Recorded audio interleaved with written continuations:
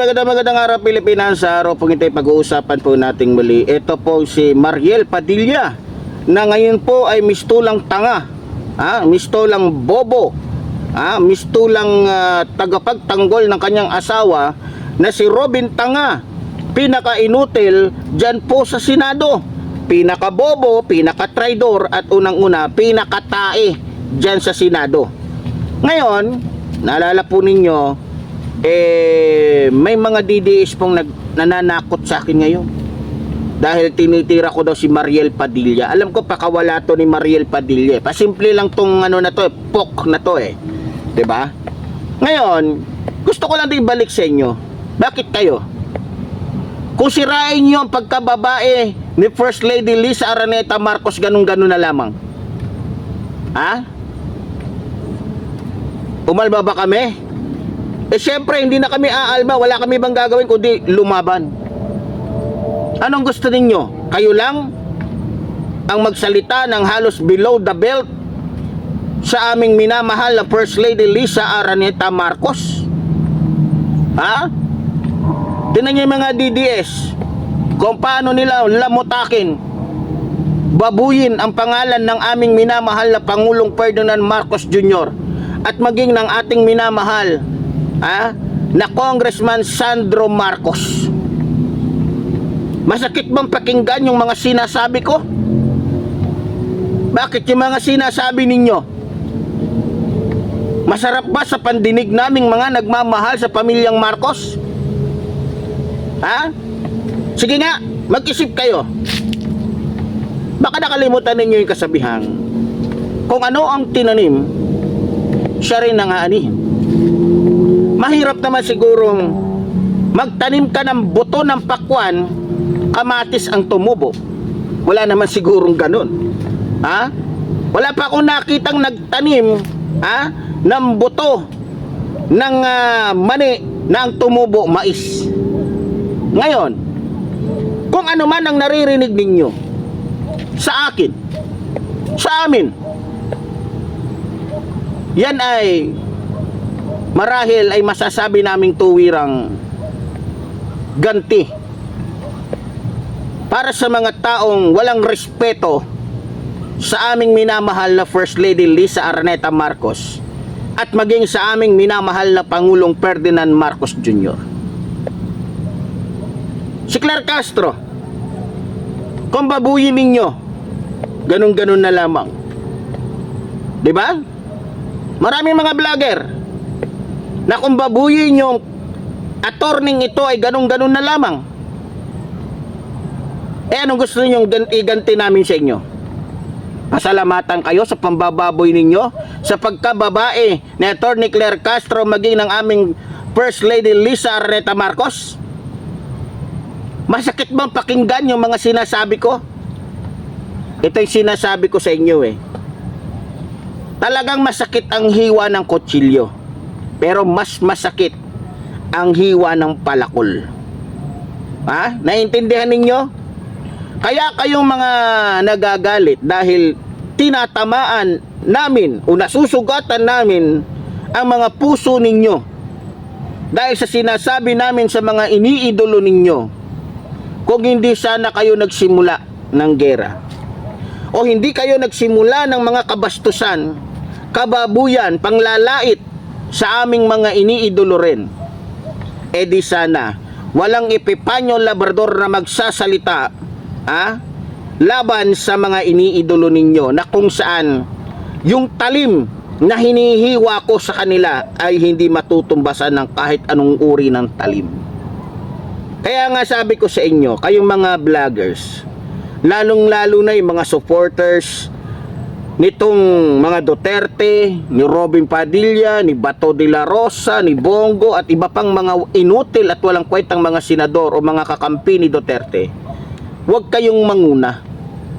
Dahil sa kasabihan pa sa Bisaya, why sukod ang akong balos o hindi masusukat ang aking paghihiganti. Naintindihan ninyo? Kaya huwag kayong magsimula. Kayong nagsimula 'Di ba? Alangan naman na kapag sinuntok nyo kami sa muka, suntokin pa namin yung mukha namin. Wala naman sigurong gagawa nun.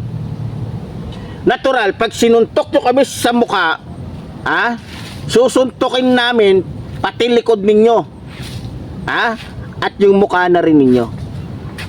Dahil hindi naman kami nagpapautang na walang tubo. Malinaw ba yon? Lalong-lalo na sa mga supporters ni Mariel Padilla. Kaya nga tulad ng sinasabi ko, huwag kayong manira sa buhay ng iba. Dahil mahirap na kapag kayo ang sinira, baka hindi nyo kayang o hindi nyo kayang di ba? Baka hindi nyo kayanin yung aming mga sasabihin. Katulad ngayon, ang lakas-lakas ni Mariel Rivera, ni Mariel Padilla magsalita at manira. Pero kapag siya na pala ang pinagsabihan ng mga salitang tumatalab sa kanya, ayun na, nagtatawag na ng mga kakampi para lamang takutin tayo. O hindi naman kaya itong si Padilla ang nag-utos sa kanyang mga aso na sige, tumahol kayo, kagatin nyo si Epifanio Labrador. Yan ang sinasabi natin dito, 'di ba? Sa totoo lang, may kasabihan tayo. Kaya nasasaktan itong si Robin Padilla, maging itong si Mariel Padilla, dahil malamang 99% o 101% totoo ang mga sinasabi natin. Halata naman nagagalit kasi sila sa sinasabi natin. Totoo naman Bakit? Mariel Rivera. Bakit Rivera? Kasi Ariel Rivera, Mariel nadudugtong Bakit na Mariel Padilla? Mali ba ang sinabi ko? Na yung pinambibili mo ng pagkain ninyo ng anak mo ay galing sa pagnanakaw ng asawa mo at galing sa pandarambong ni Padilla? Galit ka kasi totoo. Galit ka nung sinabihan kitang wala kang hiya. Wala ka naman talagang hiya at wala kang delikadesa. Sinayang mo lang yung aral mo na natutunan mo sa magulang mo na tinuro sa'yo na huwag magnakaw. Kahit kitang-kita mo na niloloko lang ng asawa mo taong bayan, okay ka pa rin. Okay ka pa rin. Kasi nakikinabang ka. Kaya nga sabi ko, ang kapal ng pagmumukha mo. Natitiis mo, nagagawa mong ngumuya, kainin, nagagawa mong gumastos ng pera na mula naman sa kabulastugan, kawalangyaan ng asawa mo. Mariel Padilla, makonsyensya ka, iha. Makonsyensya ka. Dahil mahirap na. Pero sa bagay, tinatamaan na ng karma itong si Padilla Kasi unang-una, may kaso na siya. 'Di ba? Kakasuhan to O kinasuhan na yata. Na dahil nga sa pagpapatakas ito kay Bato. At maliban doon malapit na rito magkakaso dahil mukhang nilalakad na o kinikilos na, iniimbestigahan na yung tungkol sa 150 million na binulsa ng muklo na ito. 'Di ba? So ngayon, malamang makikita natin isang araw na talagang itong si Mariel Padilla pero sa bagay hindi naman to makukonsensya dahil isip-isip nito pag wala na sila ni Padilla, wala na si Padilla, syempre, 'di ba sabi ko nga sa inyo, professional na pok. Malamang madali naman makakahanap ito ng lalaki na kung saan lalaway uli sa kanya, 'di ba? So ganun pa man,